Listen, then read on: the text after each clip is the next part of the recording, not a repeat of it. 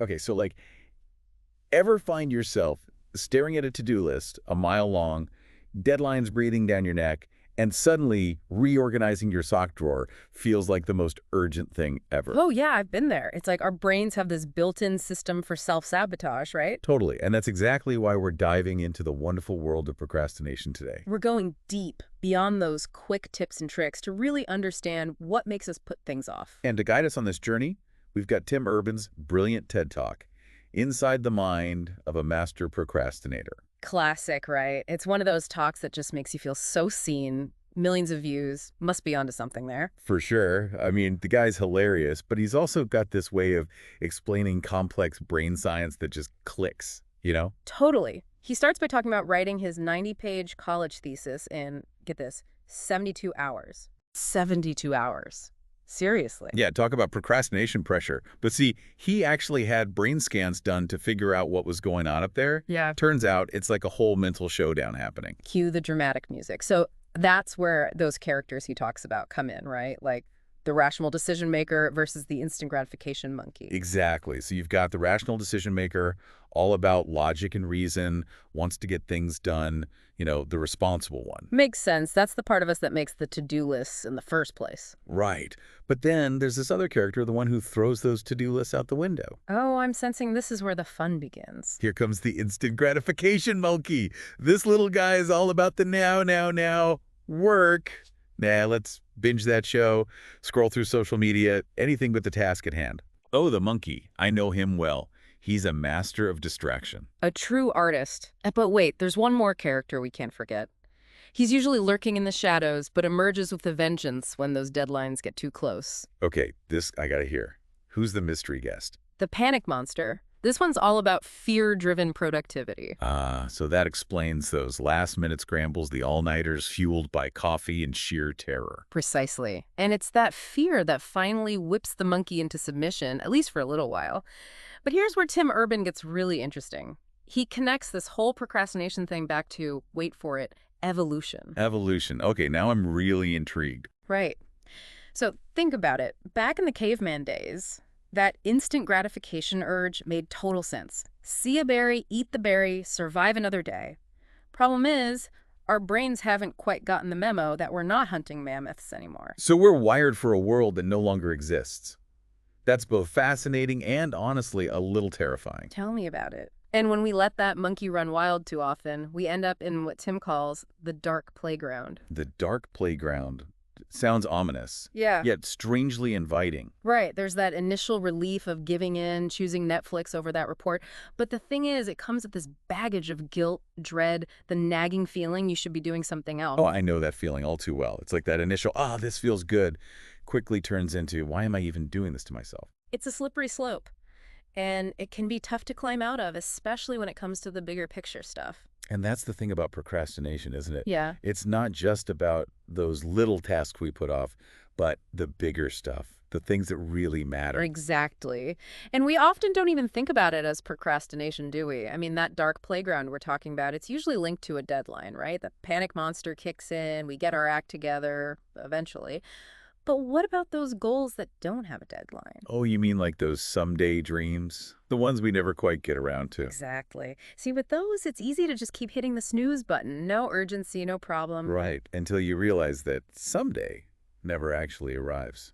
It's like that course I bought months ago, still sitting there gathering virtual dust. Yeah. I keep telling myself I'll get to it, but... And that's the sneaky thing about long-term procrastination. It's not fueled by panic. It's fueled by this kind of comfortable inertia. Comfortable. I don't know about comfortable. It's more like this low-grade guilt that hums in the background. Okay, fair point. But without that external pressure, it's easy to let those aspirations just fade into the background. And for our listeners out there, especially you learners, this is crucial. You're all about growth, expanding your skills, but without a deadline, it's easy to get stuck. So how do we break free from this inertia when there's no panic monster to give us that kick in the pants? Well, Tim Urban throws out this really interesting idea. He suggests that maybe non-procrastinators don't actually exist. Wait, what?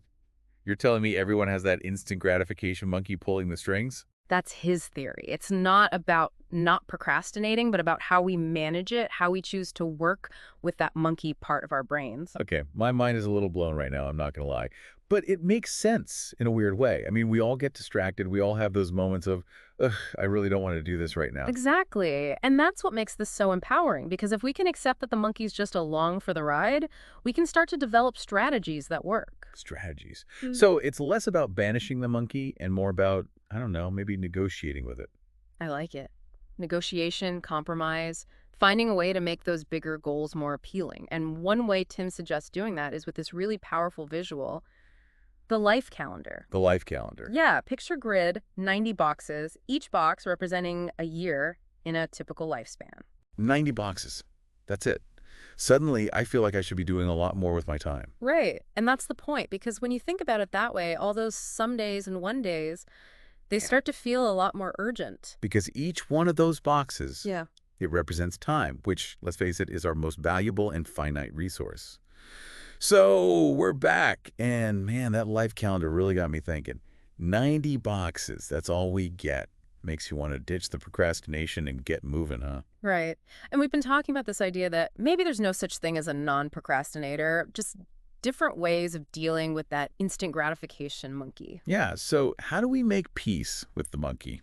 How do we actually start filling those life calendar boxes with the things that light us up, the things we keep putting off? It's all about strategy. We got to make those things we're putting off more appealing to that monkey brain of ours. More appealing. So we're talking like bribery. Kinda. Remember that monkey loves instant gratification. So one thing we can do is break those big, scary goals down into smaller, more manageable chunks. Okay, makes sense. Like instead of write a novel, it's write a page a day. Exactly. Suddenly, it's not this insurmountable task, it's doable. And when the task feels less intimidating, that monkey's a lot more willing to play along. It's like, how do you eat an elephant? One bite at a time. Exactly. Okay, I'm liking this. Break it down, make it manageable. What else? Rewards. Remember, the monkey thrives on those quick hits of dopamine, so build in rewards along the way. Okay, now you're speaking my language. So, finished a chapter. Time for a treat. Completed that online course. Hello, celebratory pizza. You got it. By creating that positive reinforcement, we actually start to rewire our brains to crave the progress, not just the procrastination. It's like training a puppy. Yeah. But instead of a puppy, it's the part of my brain that's obsessed with instant gratification. Exactly. And don't forget about your environment. Think about that dark playground. Is that really the best place to be if you're trying to get things done? For me, it's usually the couch, snacks within arm's reach, Netflix calling my name. Definitely not a productivity haven. Right. That monkey thrives on distractions. So create a space that supports your rational decision maker. Minimize distractions, set clear boundaries, find a spot where you can actually focus. This is all making so much sense. I have to say, I'm feeling way more optimistic about tackling those bigger goals now. That's what we like to hear. And remember, it's a process, right? Some days, that monkey's going to win. You're going to give in to the procrastination. And that's okay. Don't beat yourself up. Just recognize it, learn from it, and get back on track. Progress over perfection, right? I like it. Absolutely. And the more we understand these characters in our brains, the more power we have to make conscious choices about our time, our goals, our lives. So well said. And listeners, we want to hear from you. What's that one thing, that big dreamer goal, that your inner instant gratification monkey's been holding you back from? And what's one small step you can take today to start moving toward it? Write it down, tell a friend, just take that first step. Remember, those life calendar boxes are ticking by, but you're the one holding the pen. Make it count. Couldn't have said it better myself. And if you want to dive even deeper into this whole procrastination thing, definitely check out Tim Urban's full TED Talk. It's hilarious, it's insightful, and it just might change the way you think about getting things done. Until next time, happy learning, everyone.